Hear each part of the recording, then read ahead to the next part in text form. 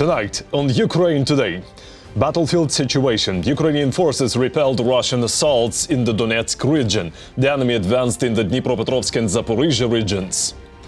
Equipment shortage. How many tanks has Russia lost since the start of the full-scale invasion? And what could that mean? Zelensky-Trump meeting.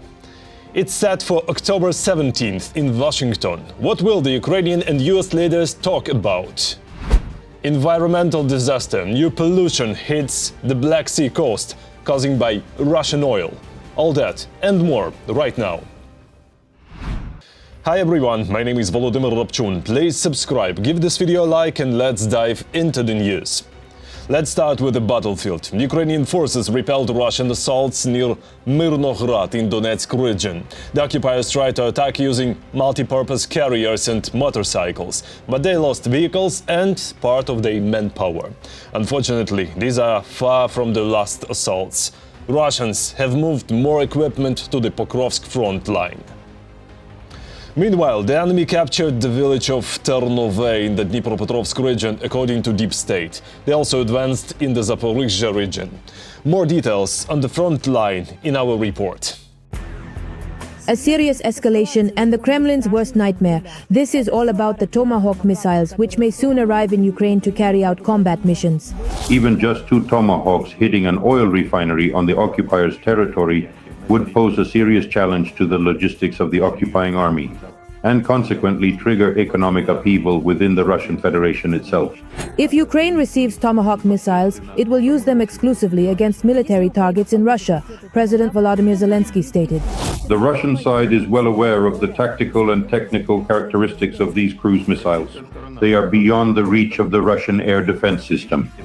And while the initial statements from the Russian side regarding the possible transfer of Tomahawks were blatant political bluff, boastful claims that there would be an appropriate response from the occupying country, even hinting at a possible nuclear scenario, now the statements from the Russian dictator only indicate that the Russian Federation will supposedly strengthen its air defense systems. But there is one significant but. The Russian Federation does not have air defense systems. Despite the destruction that Russia inflicts on Ukraine every day, for example, these shots show the attack on Ukrainian Odessa on the night of October 13th, Ukrainians themselves are striking precisely at the occupiers' strategic targets in the temporarily occupied territories and on Russian territory itself. I would like to draw attention to the Kappa substation. This is in Feodosia, which is part of the power bridge connecting the temporarily occupied Ukrainian Crimea with the mainland part of the Russian Federation. It should be noted that as a result of drone strikes by Special Operations Forces, the power transformers, the closed switchgear, the control room, as well as the rooms with protective automation were damaged. Voltage drops have already begun. These are shots of the fire at the Tavricheskaya TPP near Simferopol. In addition, Special Operations Forces drones also successfully struck the critical Simferopol substation, causing significant disruption to its operations. A series of explosions occurred there. This substation, like the one in Feodosia, primarily supports the operations of the Russian occupation army.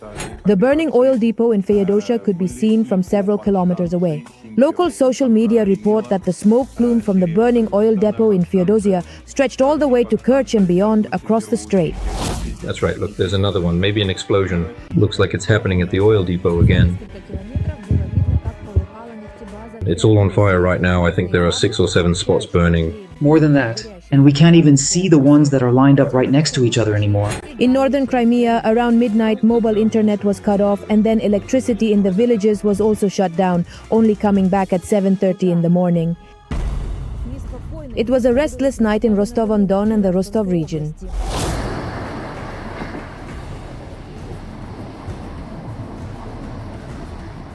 There it is. I see the flare! It disappeared into the clouds.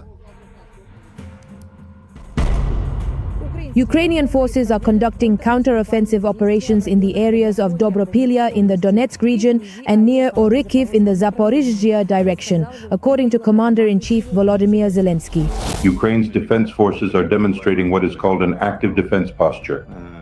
That is, they successfully counterattack whenever possible Using the tactics of advanced drones, Ukraine's defense forces have inflicted massive losses on the occupiers in both manpower and equipment. The ratio of irrecoverable to sanitary losses has essentially reached 1-to-1. Although, according to global practice, the ratio is 1-to-3, that is, for every irrecoverable loss, the so-called 200th, there are 3 sanitary losses, meaning wounded. Ukraine's defense forces carried out successful counteroffensive actions in the Donetsk region, pushing back Russian troops near 4 settlements. At the same time, despite significant losses, the occupiers continue to exert pressure and advance in these sectors of the front. Over the past 24 hours, Russia lost at least 1,200 troops killed and wounded. Since the start of the full-scale invasion, that's already 1,125,150 occupiers. In the last day alone, Ukraine's defense forces destroyed 5 Russian tanks, 29 artillery systems and dozens of other pieces of enemy equipment. The Russian army faced a major shortage of tanks. Since the invasion began, Russia has lost more than 11,000 of them. Now, on the causes and consequences of this tank crisis. Pilots from the 3rd Assault Unit used 2 drones to destroy a Russian tank that was hidden in a forest plantation. One of the drones flies straight into the barrel. Videos like this one showing the destruction of a tank have become quite rare over the past year, as the Ukrainian armed forces have knocked out a huge amount of the occupiers' equipment. The Russian army is essentially forced to carry out assaults on foot or using motorcycles. They are running out of infantry fighting vehicles and tanks, so they have to put infantry simply on motorcycles or on unarmored civilian vehicles. Since the start of the full-scale invasion, the Ukrainian armed forces have destroyed more than 11,000 Russian tanks. This is according to data from the General Staff of the Ukrainian Command. Only a third of the tanks that were there before the invasion of Ukraine remain in the reserves of the armed forces of the Russian Federation. After 3 years of war, Moscow has depleted its tank reserves to such an extent that, according to reports, they are almost exhausted, although the Kremlin insists there are no problems with replenishing tanks. Notably, in 2022, Russia's tank reserves were stored at 24 bases across the country, but today only 9 such facilities remain operational. Peter Suchiu, military observer. The Russian Federation has significantly slowed the use of Soviet-era tanks on the front line, as the gray zone is filled with Ukrainian drones for which tanks are easy prey. The data on the loss of a large portion of tanks in the war with Ukraine since December 2022 is also confirmed by the American Institute for the Study of War. Russia still has 46% of its pre-war tank reserves, 42% of its pre-war infantry fighting vehicle reserves, and 48% of its pre-war armored personnel carrier reserves. Images of 8 Russian military depots apparently show that Russia has emptied most of its vehicle storage facilities, and a source on social media has estimated that Russia will likely exhaust its remaining stocks of tanks and armored vehicles by the end of 2025. Russia may have additional armored vehicles and tanks in covered storage that are not visible in satellite images. The Russian Federation is now facing a dilemma. The stockpiles of Soviet armored vehicles are almost completely depleted. About 60% of the Soviet armored vehicles that were in long-term storage depots on the territory of the Russian Federation have in fact been destroyed by the Ukrainian defense forces. Over more than 3 years of war, the Kremlin has withdrawn most of its tanks from storage. These vehicles went from storage to depots and then to the front lines where they were destroyed, captured or abandoned. The resources and efforts spent on restoring these vehicles did not pay off and did not deliver the desired results on the battlefield. Now there simply is no longer the necessary amount of equipment available. According to the latest open-source intelligence data, as of today, Russia has only 2,887 tanks in storage, and more than half of them are in poor condition. Less than a quarter of them could be classified as fit for use on the battlefield. Fewer than 100 T-80 tanks were considered relatively modern, while the rest consisted of outdated T-62, T-64 and early model T-72 tanks.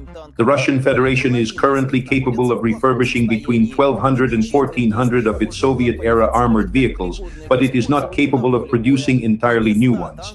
According to the main intelligence directorate of the Ministry of Defense of Ukraine, the production of new tanks by the Russian Federation amounts to about 180 to 200 units per year. And given the amount of armored vehicles destroyed destroyed on the front line by Ukraine's defense forces, this is just a drop in the ocean.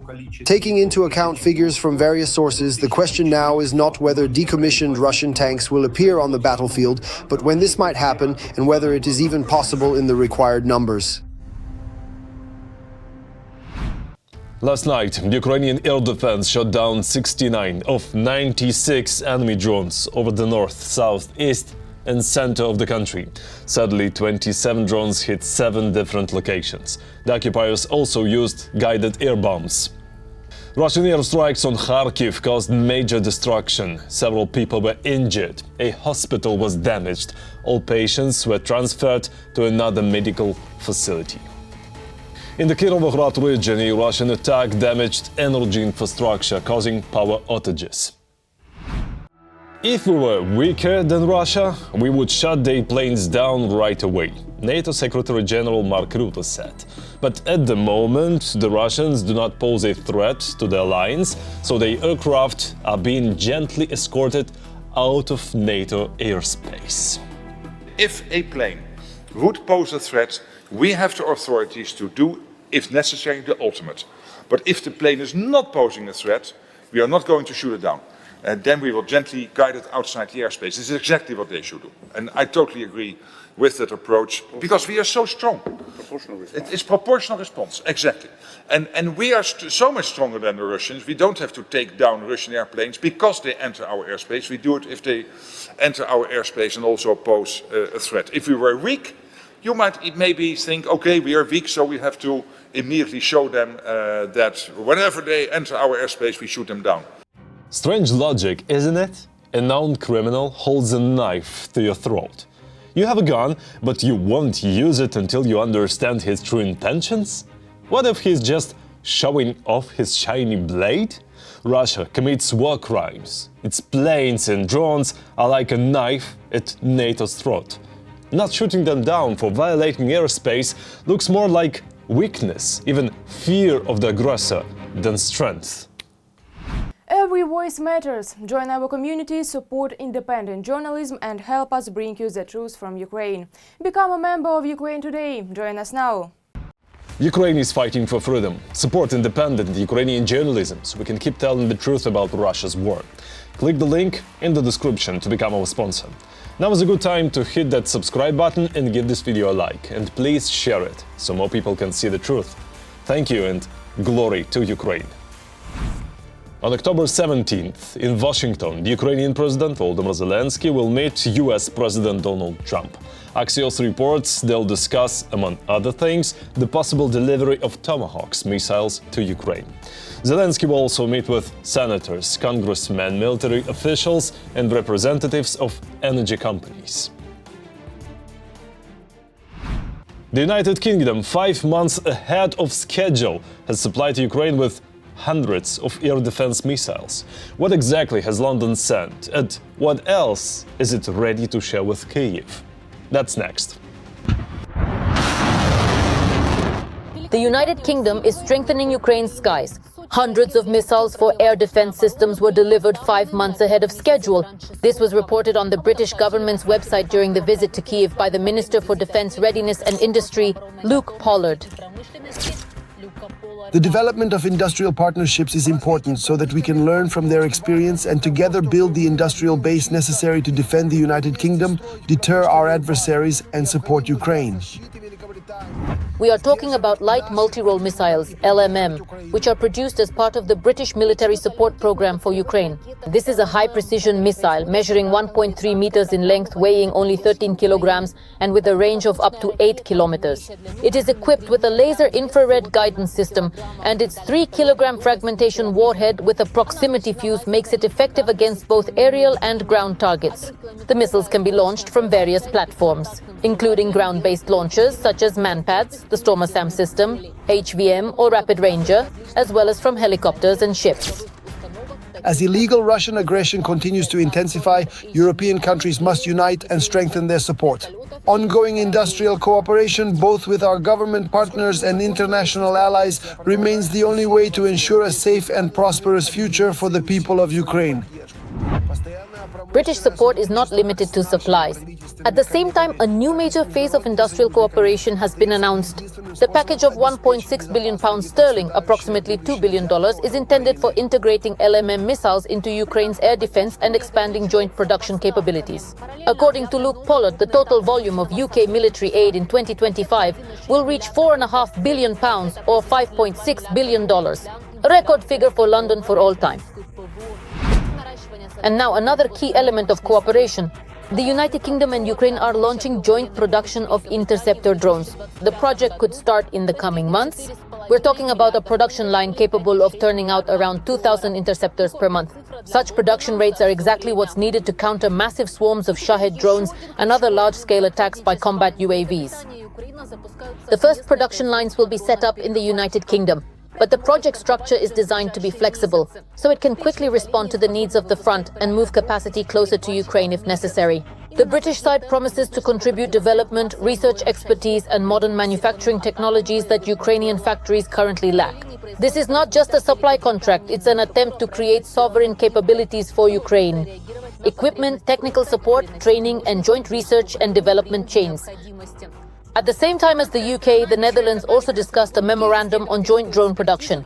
European partners are building industrial cooperation that is meant to function not as a one-time delivery, but as a series of production lines, services and training. In other words, while we've long since matched the quality of drones with the so-called Russian, actually Iranian-Chinese Shaheds, the real question was, can we scale up production the way Iran and China have done for Russia? Well, it turns out we could. So when it comes to long-range drones, we're now close to parity, not only in terms of the quality of the machines, but also in their quantity, which is extremely important in this case. After all, this isn't the kind of war you can win with pinpoint strikes alone. Here, the sheer volume of strikes is what really matters. It's necessary, well, when we're talking about figures like a 20% reduction in all of Russia's oil refining industry. That's when you need operations on this kind of scale. And now we finally reached that scale. Other allies of Ukraine are also preparing new support measures. The United States plans to continue supplying advanced weaponry, including air defense systems, artillery and cruise missiles, as well as strengthening Ukraine's defense infrastructure. According to preliminary plans, in 2025 to 2026, the volume of military aid could amount to several $billion. Among the European countries, Germany and France are preparing to supply armored vehicles and ammunition, as well as expanding the training of Ukrainian military personnel at their training centers. Poland and the Baltic states are considering the possibility of providing additional types of weapons and equipment, as well as conducting joint exercises to enhance the combat readiness of Ukrainian forces. In addition, the allies are developing plans for the long-term integration of new air defense systems and artillery complexes so that Ukraine can build a resilient defense network and prepare for possible escalation from the Russian Federation. As part of humanitarian support, there are plans to expand programs for infrastructure restoration, medical assistance, and the training of specialists to work in crisis conditions. It may sound like bias, but it's a fact. Russians destroy everything around them. The terrorist state causes massive environmental damage through war and through its leaking oil tankers. The Black Sea and the coastline are suffering. More in our next story. Traces of fuel oil have appeared again on the beaches of Kanapa. This comes almost a month after the authorities announced the completion of large-scale work to clean the seabed of petroleum products. This was reported by the Moscow Times, citing publications by local activists. Horrible. Everything is completely black, rustic. It's all this truly stinky, utterly black stuff. The entire scene is just unbelievably grim and absolutely dreadful. According to blogger Yuri Azarovsky, clumps of fuel oil stretched along the shore for about 3 kilometers, especially between the Golden Beach and Dovel beaches. There is a distinct smell of petroleum products in the area, and the pollution is visible both on the water and on the sand. Just stating the facts briefly, so as not to make baseless claims. It's like this all along the shoreline. Some places have more, some less. The largest area I saw, I just ran 3 kilometers. The biggest part was between the Golden Beach Passage and David Beach. Then it gets smaller in some spots, and in others it increases again. There was a lot there, really a lot. Volunteers from the Dolphin Environmental Headquarters confirmed the appearance of new pollution hotspots, including in the village of Volna in the Temryuk district. In the past few days, they have collected more than 160 bags of fuel oil and contaminated sand. Several birds affected by the oil film were also found on the coast. To my great regret, this is a fresh spill. Everything is leaking. There's a smell over the sea now. It's really upsetting, frustrating, but that's just how it is. You look and think, damn, it seemed like we were done with this already, that we got through it. But the worst part is you don't see any of those supermen who would come and put things in order. According to scientists, the issues may be related to ongoing underwater operations in the Kerch Strait, where 2 fuel oil tankers sank in December 2024. Despite protective nets installed in the summer, some of the contaminated substance may have resurfaced. After all, the attempts to sift the beaches, at least half of them in these areas you see it even reached almost up to the dunes, were useless because it's everywhere again. Earlier, on September 19th, the authorities of Krasnodar Krai announced the completion of the cleanup of the seabed in Anapa and the Temryuk district. At that time, according to official data, more than 22,000 bags of fuel oil were collected and about 1,300 kilometers of coastline were cleaned. According to experts, the consequences of the accident may affect the Black Sea ecosystem in the long term. Petroleum products accumulate in bottom sediments, threatening the flora and fauna as well as the tourist appeal of the coast. It's all getting much scarier now. It's not like before when it was just in patches. Now it's inside, there's just a 30-centimeter layer lying there. Here you can clearly see the scale of the tragedy. It's already become a layered cake of fuel oil and sand. Look how deep it has already penetrated. We have to remove a layer of sand about 50 to 60 centimeters thick. However, Rosprirodnadzor has admitted that it is impossible to completely eliminate the consequences of the spill. Fuel oil continues to seep from the damaged storage tanks and sunken vessels. All restoration work is scheduled to be completed by 2026. Still, there are more promises and absolutely no admission of guilt from the Russian Federation. Moreover, according to satellite images from October 8th, black streaks can be seen along the Crimean coast stretching from the site of the tanker wrecks. At the same time, Russian Deputy Prime Minister Vitaly Savelyev had previously assured that divers had not found any new oil product leaks.